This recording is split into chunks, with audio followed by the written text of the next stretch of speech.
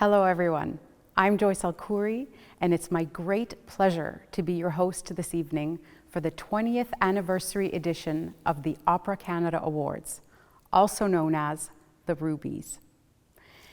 Since the year 2000, Opera Canada has celebrated the achievements of over 80 operatic artists, creators, administrators, company builders, and patrons for their contributions, commitment, and dedication to our art form. And tonight, we will honor 4 more extraordinary Canadian artists who have excelled and continue to excel on the international opera scene. We will also be treated to performances by some of Canada's leading artists of today and be introduced to some members of the newest generation of emerging operatic talent. This year marks the 60th anniversary of Opera Canada magazine, founded by the late, great Ruby Mercer in 1960. Over the course of 6 decades, the publication has evolved alongside the growth of performing companies across the country, bringing news, features, columns, and reviews to opera lovers throughout Canada and internationally. It is the longest continuously published classical music periodical in Canadian history, still publishing quarterly in magazine form, while also developing a strong online presence, maintaining its relevance for future generations.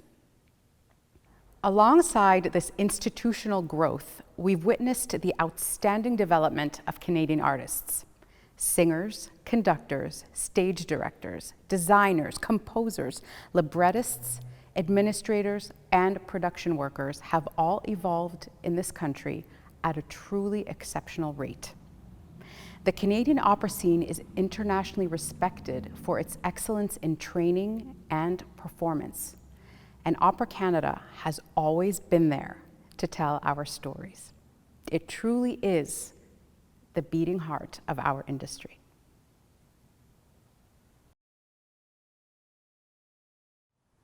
I'm now very happy to introduce our first performer of the evening, one of Canada's most celebrated operatic artists, baritone Russell Braun. Russell's career has seen him perform extensively at leading opera houses and festivals throughout the world. His contribution as a proud Canadian to the international opera scene has earned him the Order of Canada, a Juno Award, and a Ruby. Tonight, he will perform the Tanzlied from Erich Korngold's opera Die Tote Stadt, Mein Sehnen, mein Venen. Russell is accompanied at the piano by his wife, pianist Carolyn Mall.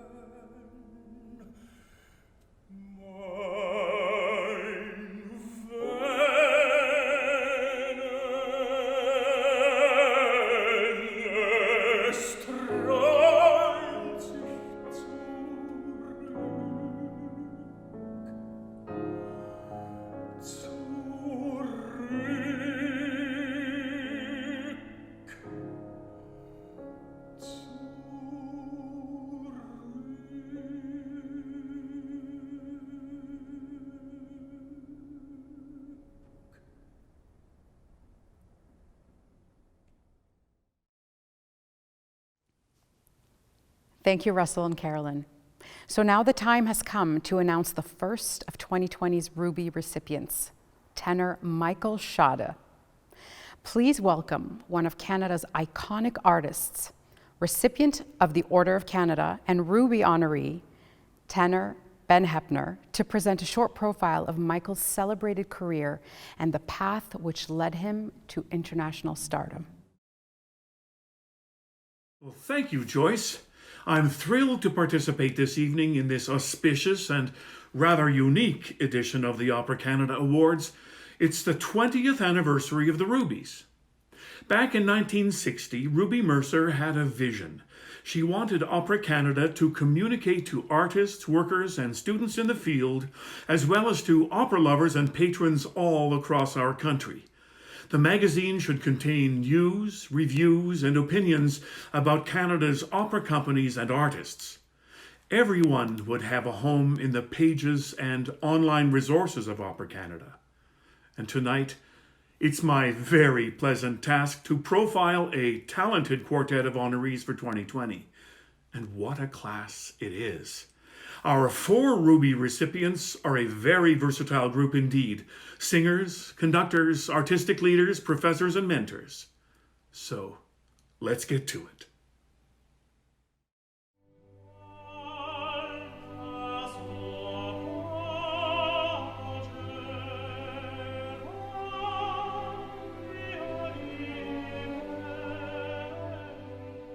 Canadian tenor Michael Schade is charting a unique course in the music world. He was born in Geneva, Switzerland, and raised in Germany and Canada. He studied at St. Michael's Choir School in Toronto, the University of Western Ontario, and earned his Master's of Music degree at the Curtis Institute of Music in Philadelphia. In 1988, Michael attended the opera training program at the Banff Centre, singing the title role in Britain's Albert Herring. Schade made his professional debut as Giacchino in Beethoven's Fidelio with Pacific Opera Victoria, and early on he became associated with the operas of Mozart, Rossini, and Donizetti. Zeigen die Porten, es zeigen die Säulen, dass Klugheit und Arbeit und Künste hier weilen, und Tätigkeit ruhen und Müßigkeit reich, erhält seine Herrschaft, das Wasser nicht frei. In 1990, Schade won the New York Oratorio competition and made his debut at Carnegie Hall. A year later, he polished up his magic flute and made his European debut in Bologna. In December of 1993, he made his Metropolitan Opera debut, also as Giacchino. Michael appears regularly at all major opera houses, including the Royal Opera House Covent Garden, Opera de Bastille in Paris, and Teatro alla Scala in Milan, to name just 3. And he has a long association with the Vienna State Opera. In 2007, he and colleague Adrian Pijonka became the first Canadians awarded the Austrian title of Kammersänger. Michael Schade appears frequently in concert and recital at Amsterdam's Concertgebouw, London's Wigmore Hall, Carnegie and Alice Tully Halls in New York, and the Concerthaus in Vienna. He recorded many discs with Nicholas Harnoncourt, including the Verdi Requiem, Handel's Messiah, and Mozart's Die Zauberflöte. In fact, Michael won a Grammy for his recording of Bach's St. Matthew Passion with the great maestro. In addition, Michael has recorded Mahler's Das Lied von der Erde with Pierre Boulez and the Mozart Requiem with Claudio Abbado. Michael was the creative director of the Young Singers Projects at the Salzburg Festival, and in 2014 he was appointed artistic director of the Internationale Barocktagesstift Melk through 2022. 3 years ago, Michael Schade became an officer of the Order of Canada, and tonight it's our great pleasure to award him a well-deserved Opera Canada Award. The Ruby, Michael Schade.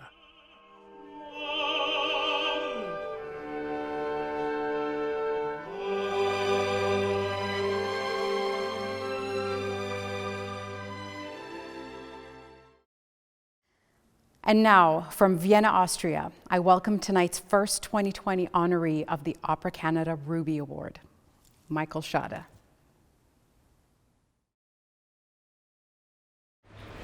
It is with an extremely thankful, joyful, and slightly proud heart that I'm very happy to receive this year's Ruby.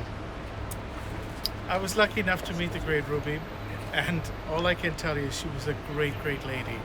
And so the choices of my fellow nominees and fellow winners this year, Barbara Hannigan, Master Yannick Nézet-Séguin, and of course the late great Edward Johnson, are just wonderful, wonderful winners and wonderful artists in their own right.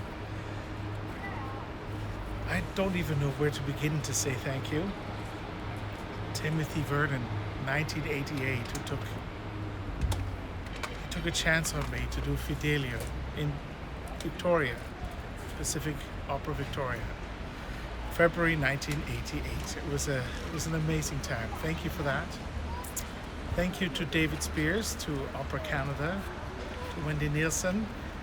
David, a special thanks to you for getting me to come to the Calgary Opera right after graduating university. Thank you to Brian Dickey, to the late great Richard Bradshaw, to Neil Crowry, to Alexander Neve, to so many people that I'm going to miss, 8 billion of them. I just want to say thank you. I think one of the great things we can do in this terrible crisis that we're all in is to think of what Ruby would have done. I've never met a person who was more positive and more supportive to young Canadian singers and more proud of her country. From Canada and in Canada, we can do the greatest things in the world. So take a moment now and study. And if this building behind me can go through a pandemic and a destruction and can be rebuilt to become one of the greatest houses again in the world, so can Canada. I'm really truly believing that, and I want to thank you from the bottom of my heart to one and all. God bless. The respect, success, and accolades garnered by Canadian artists over many decades did not happen by accident. It is the result of hard work, diligence, excellent training, and the willingness of Canadian opera companies to nurture and support its own young performers. It gives me great pleasure to now introduce soprano Midori Marsh, a recent graduate of the University of Toronto Opera School and this year's winner of the Canadian Opera Company's Ensemble Studio competition. Tonight, accompanied by Alexander Soloway, Midori will perform the Willow Song from Douglas Moore's The Ballad of Baby Doe.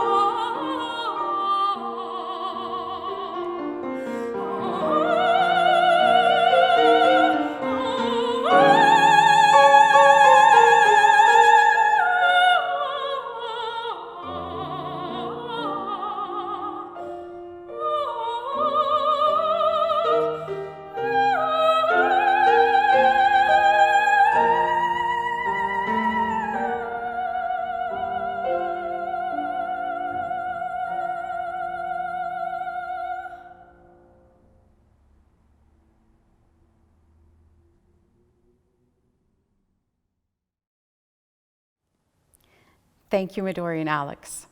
It's now time to welcome back our friend Ben Heppner with a profile of tonight's next Ruby honoree for 2020, soprano and conductor Barbara Hannigan.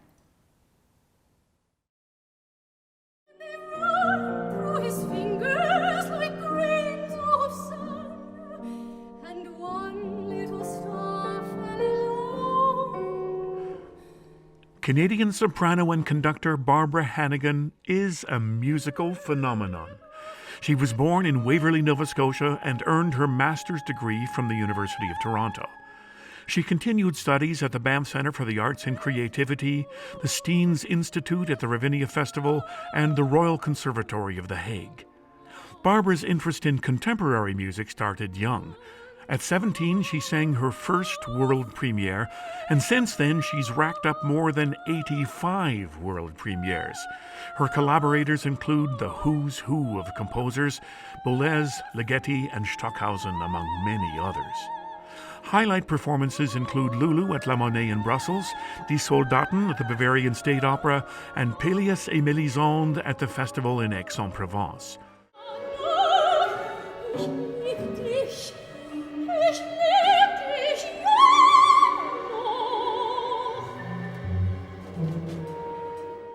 She created the role of Agnes in Written on Skin by George Benjamin and appeared at the 2015 production of Poulenc's La Voix Humaine at the Paris Opera. In 2018, Hannigan's album Crazy Girl Crazy won a Grammy Award for Best Classical Solo Vocal Album as singer and conductor.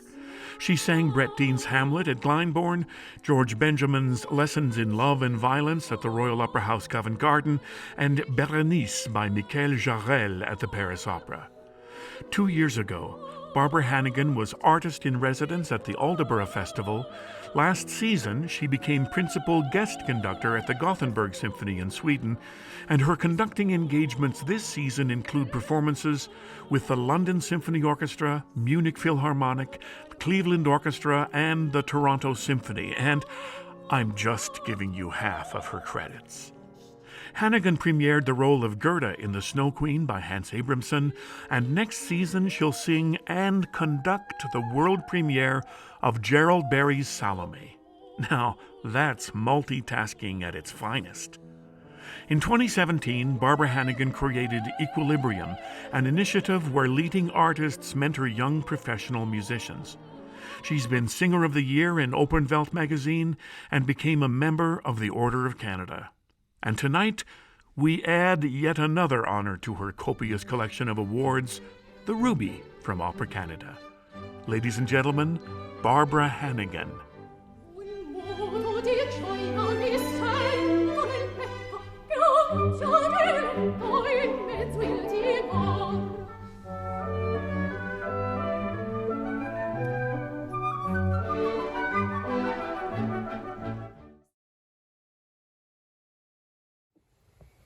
Hello, I'm Barbara Hannigan, and I'm coming to you today from Bamberg in Germany, where I'm conducting as well as acting as the soloist with the Bamberger Symphoniker. I'm extremely honored to be recognized as one of this year's Rubies by Opera Canada, along with my colleagues Michael Schade, Yannick Nézet-Séguin, and the late Edward Johnson.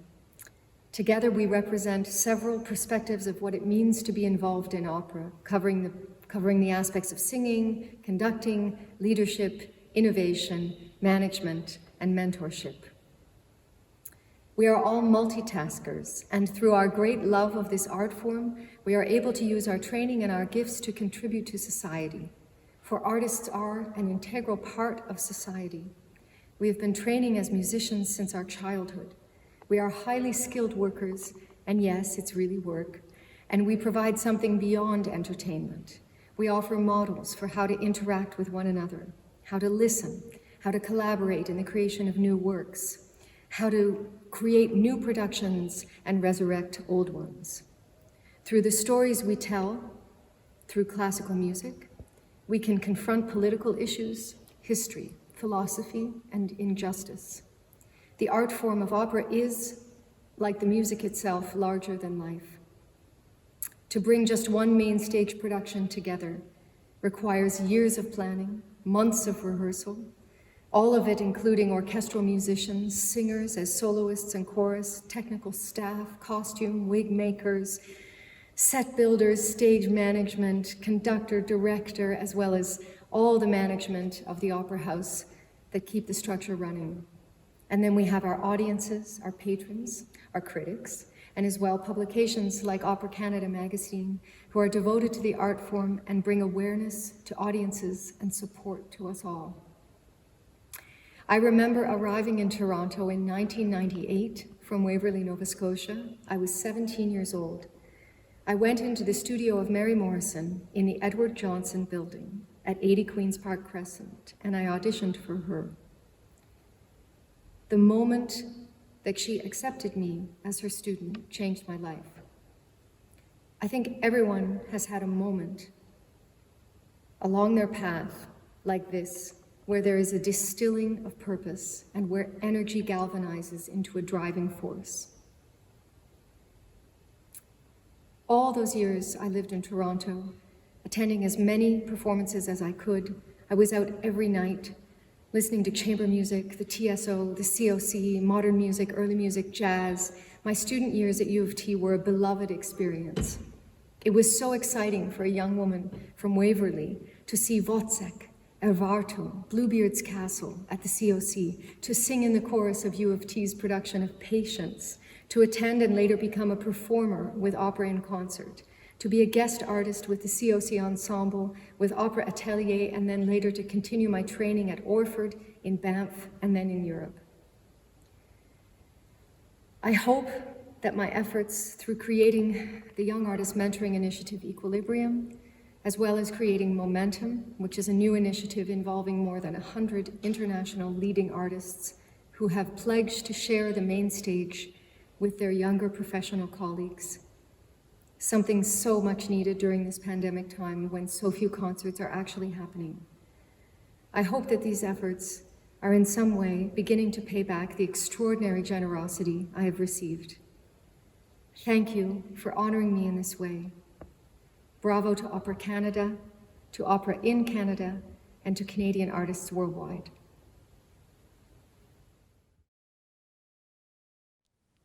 Our next performer is a recent graduate of the University of Toronto Opera School and now a member of the Canadian Opera Company Ensemble Studio. You may have recently heard him as the gamekeeper in Rusalka at the COC. Tenor Matthew Cairns, accompanied by Alexander Soloway, will now perform from Giordano's 1898 opera Fedora, the much beloved aria Amor ti vieta.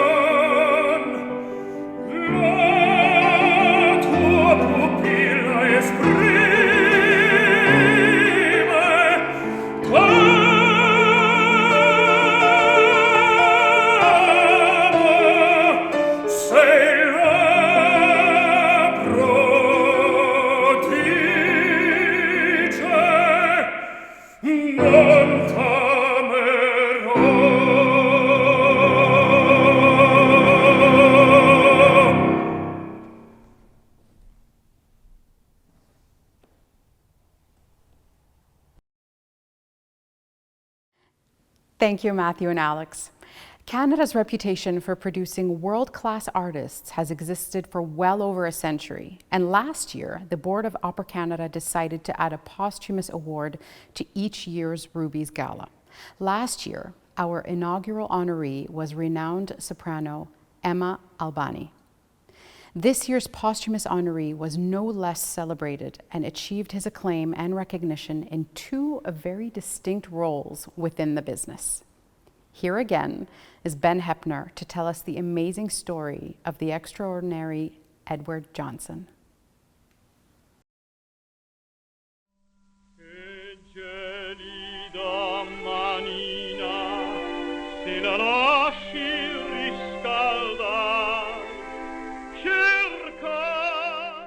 Canadian operatic legend Edward Johnson was born in Guelph, Ontario in 1878. He was 20 when he moved to New York, and in 1904 he made his debut at Carnegie Hall. 3 years later, Johnson made his Broadway debut in A Waltz Dream by Oscar Strauss. He was an overnight sensation, but he wanted to study opera, so he headed to Europe. In Paris, Edward met and married Beatrice d'Arnero. They moved to Florence so he could have a career in Italy. To help make that happen, Edward Johnson became Edoardo di Giovanni. He made his operatic debut as Andrea Chenier in Padua and sang regularly in the most important opera houses in Italy. In fact, he sang the first staged performance of Wagner's Parsifal at La Scala, conducted by Arturo Toscanini. Di Giovanni also appeared in Buenos Aires, Madrid, and at the Royal Opera House in Covent Garden. In May of 1919, his beloved wife Beatrice died, and Edoardo di Giovanni retired. It was as Edward Johnson that he made his North American opera debut in Chicago, and 3 years later, he made his Metropolitan Opera debut. For the next 13 seasons, he was among the top artists of that company's roster, singing Pélias, Canio, Romeo, and Don José, among others. In 1935, Johnson changed course. He became the general director of the Metropolitan Opera. And over 15 seasons, including the war years, Johnson added new works to the repertoire and hired some of the greatest artists of the 20th century. It's quite a list. Albanese, Bjorling, Merrill, Milanov, Pierce, Stieber, Di Stefano, Tucker, Stevens, and Warren. And after he retired from the Met, Johnson returned to Canada, chairing the Royal Conservatory of Music in Toronto for 12 years and creating the influential Edward Johnson Foundation. The Faculty of Music building at the University of Toronto is named in his honor. Edward Johnson died on April 20th, 1959. Johnson received many awards, including the Chevalier de la Légion d'honneur in France and Commander of the Order of the British Empire. And tonight, we honor Edward Johnson as its 2020 posthumous recipient of the Opera Canada Award, the Ruby.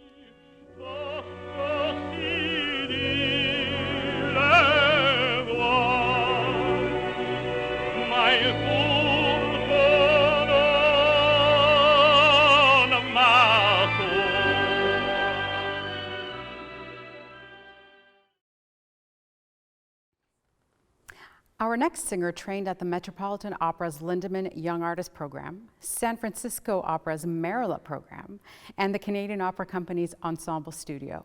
Her rapidly developing career has seen her debut with major opera companies throughout the world, from the Met to Cologne to Amsterdam, Houston, and then back again to the Met. Please welcome mezzo-soprano Rihab Chaieb, accompanied by pianist Topher Mokshevsky, performing from Mozart's La Clemenza di Tito, De per questo istante.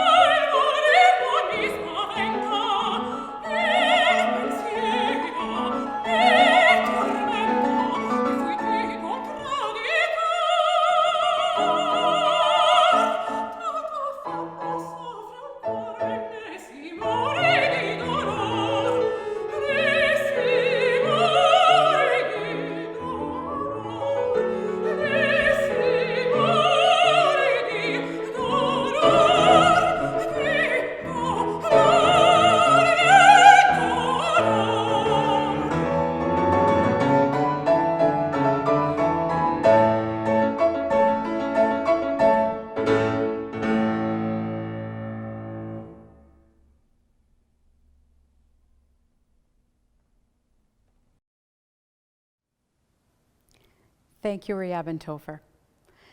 Tonight's final Ruby Award honoree has experienced a meteoric rise in both the opera and symphonic world since reportedly making his career decision at the age of 10. Let's bring back Ben Heppner to profile the joyful, passionate, and incredibly full life of Yannick Nézet-Séguin.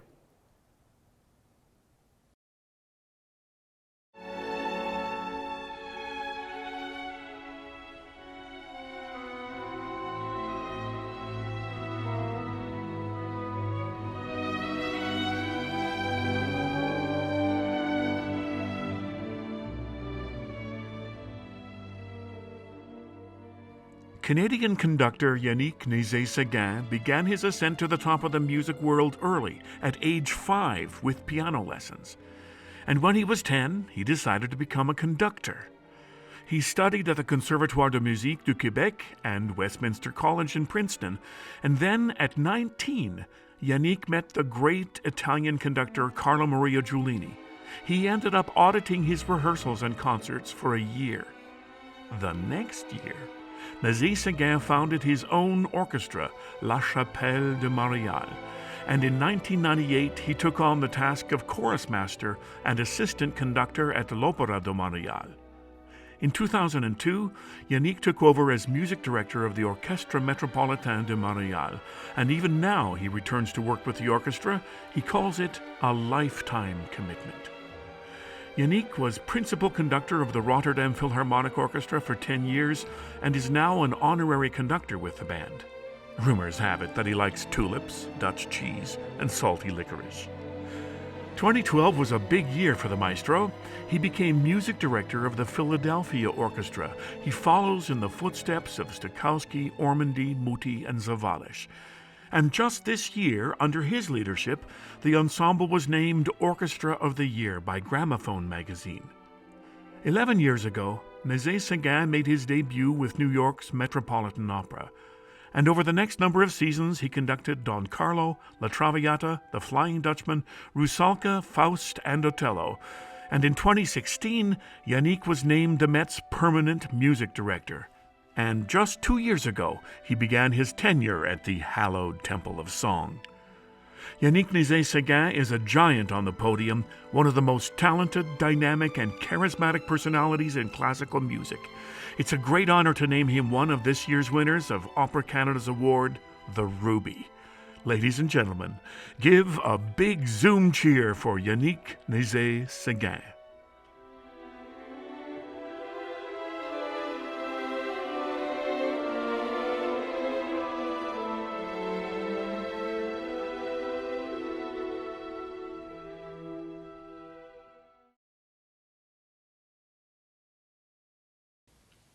Hi everyone, I'm thrilled, overjoyed, humbled to receive this Ruby Award. I've been looking for many years, looking up to those awards very much in this gala by Opera Canada. When I think of opera in Canada, I think of obviously my own experience, which my beginnings in 1998 with Opéra de Montréal, where I was given the big responsibility of being chorus master and assistant conductor. I didn't know a thing about opera back then, and I had to learn a lot on my own and, through a lot of guidance around in a very quick time. And I fell in love, of course, with opera, being together, being part of something greater than us. I remember also, of course, the great trust that opera companies around the country gave me. My debut, the Vancouver Opera, my first ever Faust, which I will never forget, with a great cast. Also, I keep in my heart very much that this was my first time collaborating with a dear friend who has now gone to sing with the angels, the absolutely extraordinary Erin Wall, who we all miss dearly, and I'm dedicating this award actually to her. Then I remember my debut, of course, in Opera Hamilton, Opera Ontario, with the Kitchener-Waterloo Symphony, with Lakme, Jane Archibald singing. I remember Also, my debut at the Canadian Opera Company with Faust, once again, fantastic cast, Brett Poligato singing also, and Opéra de Québec. So my operatic life has been very much rooted in these great experiences I have in Canada, and I miss it. I'm sad that my career is designed at the moment so that in such a way that I can do some things with Opéra de Montréal still, but not very much elsewhere in the country. But I know that Canada, and I'm proud that Canada is such an incredible force, and especially in music, in the lyrical side. You know, it's always been this way, and I feel that maybe there's another golden age at the moment. Of course, in the meantime, it's very distressing to see the situation of all the singers and the performers in Canada and in the rest of the world. We are in a society where, you know, we have kind of a good social conscience about artists, but it's not enough. We need to consider artists as the true bearers of the cultural life of our country, and we need to ensure that everyone is able to survive and have the comfort of just making their art and their craft and be there when we're able to resume giving to the world and to the audience what they need, which is beauty, hope, and dream. And finally, I'm dreaming after the pandemic of a world, an opera world, which will be even more inclusive, more diverse, more equal, more equitable, and more sustainable. I think opera has always been reflecting our world, and now more than ever, it needs our imagination, all of us, all of you, and me included, to be part of a way of doing the greatest artistic quality and being even more relevant to the people we talk to. Thank you, Opera Canada. Congratulations on the 60th anniversary, and hope to see all of you soon.